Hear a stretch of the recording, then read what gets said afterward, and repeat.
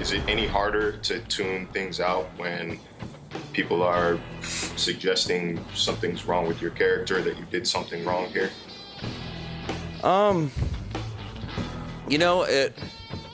That would probably be hard, or that it'd probably be crumbling if it was coming from within the team or the people that it is my job to service. I'm actually the anti-TO, I would say. Talk good about me, talk bad about me, just talk about me. I'd be cool if no one talked about anything. That's how I've been operating my whole career. But fully expecting that they're going to have all sorts of opinions, because that's the nature of the beast. That's what happens when you watch it and are a fan of it for your entire life. You see it happen over and over. Nothing, I guess, in that avenue would really surprise me. Mike McDaniel being very pragmatic 4 games into his NFL head coaching career. And look, anybody who's in this business, I had this conversation with my wife years ago, right about the time we started having reader comments at PFT. Are you reading these things? Well, why do you let these people say these things about you? And it's like, look, the passion that is manifested in those comments is the passion that fuels their fandom of the sport. It's what brings them to the game. It's what brings them to the website. And they have an outlet for that passion. I got no problem with that. They're passionate. They're passionate about their teams. They think I'm saying something about their team that they disagree with. This is different, though. And look, I can cut Mike McDaniel some slack. And I love Mike McDaniel. Let me preface everything that I say, and I know you do too, Chris. What happened against the Bills in real time, I don't know what he saw from the sideline.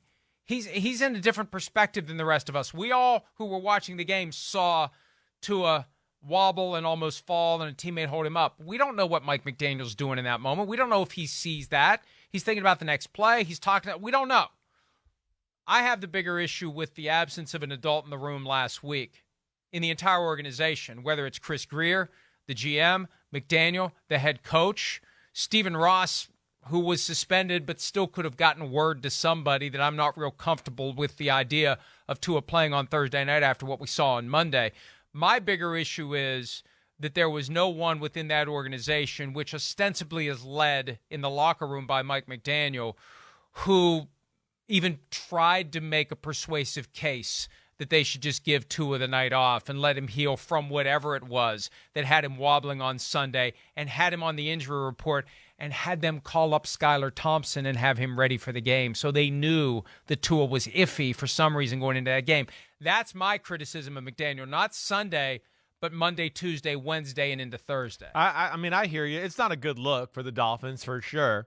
I do think it's an incredibly hard spot for the head coach to be in there. And it's not, we all look at the head coach and we just think, oh, they're the great and powerful Wizard of Oz and they have the answers for everything and all of that.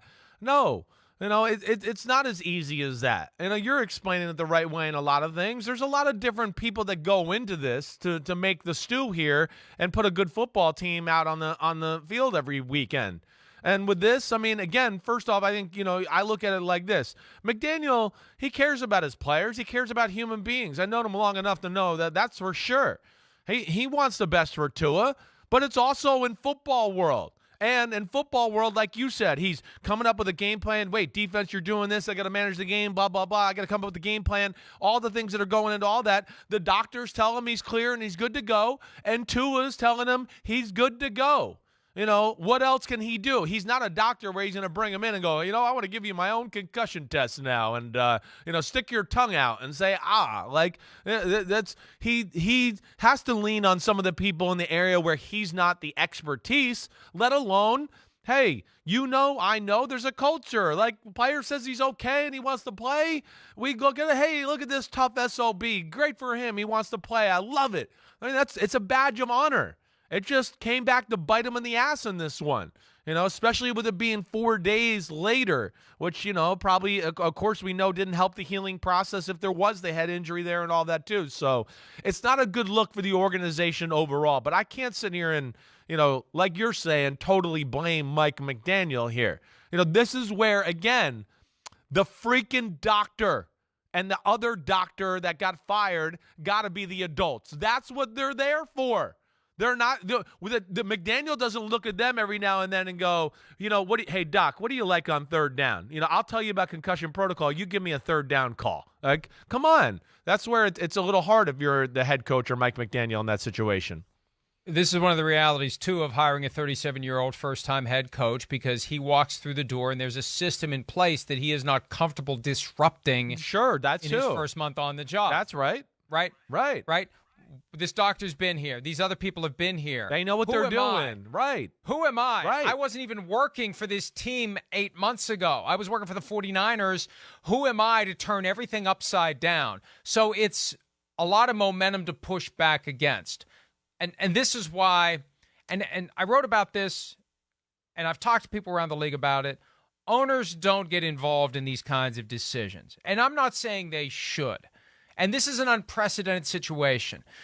My point is, when you have a good owner, not just somebody who happened to have the most money to buy the team, because that's the only real factor to get into the billionaire club oligarch. If you have enough money to pay the price for the team, unless you're a complete and total asshole, you're in, right? So count me out. So for a variety of reasons. But some owners are going to ask questions in a way that will get the other people on the payroll to say, that's a good question. That's the owner's asking a pretty good question here about whether, we should just pivot to the backup for a night. Somebody who can take that, they say, the 35,000-foot view. Somebody who's in that position, who listens to the things that are being said outside the organization and is definitely influenced by the things that people are saying about the team that person owns. Distill all of that, ask some questions, and with Ross suspended, good luck. That possibility is off the table and was off the table. So I'm not putting it all on McDaniel. He's new. Somebody needed to be responsible here. Somebody needed to raise the questions at halftime of that Bills game, and then Monday, Tuesday, Wednesday, and Thursday going into last week, because they could have gone with Teddy Bridgewater from the get-go, and they are going with Teddy Bridgewater from the get-go this weekend. Here's Bridgewater on keeping the team confident that it can still win even though the starting quarterback isn't playing. Honestly, it's just be yourself. I can't be Tua. I had to learn the lesson when I was in New Orleans. I couldn't be Drew Brees. So it's like, as long as I continue to be myself, the guys realize, man, this guy isn't faking. He's not trying to be something he's not. It's like, it's a sense of relief. Like, okay, yeah, we know we're getting the real version of him. It's not trying to be something he's not. And that's just my approach every day. And that's the right way to be. And look, they can still win football games for however many they have to go. See, now it's becoming a more complicated, small p political process within the NFL and within the Dolphins because of what happened last Thursday night. They already ruled Tua out for Sunday, I think on Monday. Like, well, wait a minute. You got these protocols that could possibly, but they know it would be a horrible look to let him play. The conversation that should have happened last week has already been resolved this week. No Tua. And who knows when we'll see Tua again. So it's Teddy, and I think they can win with Teddy Bridgewater. And if they can't, I'm kind of excited to see what Skylar Thompson can do, Chris. Well, yeah, but I mean, I think your main point there is real. Of course they can still win with Teddy Bridgewater. I mean, yes. Again, Tua's been very good. I know that. Yes, it's been good. But again, I'm not sitting here going, oh, no, they don't have Tua, it's over. To me, their offense is really the story. It's the offense, what they have to deliver. And, the fact that, they don't ask Tua to make high-level, big-time throws on a consistent basis. It's just every now and then, hey, we've done this, we've done that, we've done this, we've done that. Oh, now's the time. We got him, right? And we saw that Teddy Bridgewater, they moved the ball and made some great plays on offense last week against that team. Threw the 64-yard bomb to Tyreek Hill that you're watching here on the screen. Not underthrown. No, Not exactly underthrown. right, which Tua did earlier and threw an interception on a similar play.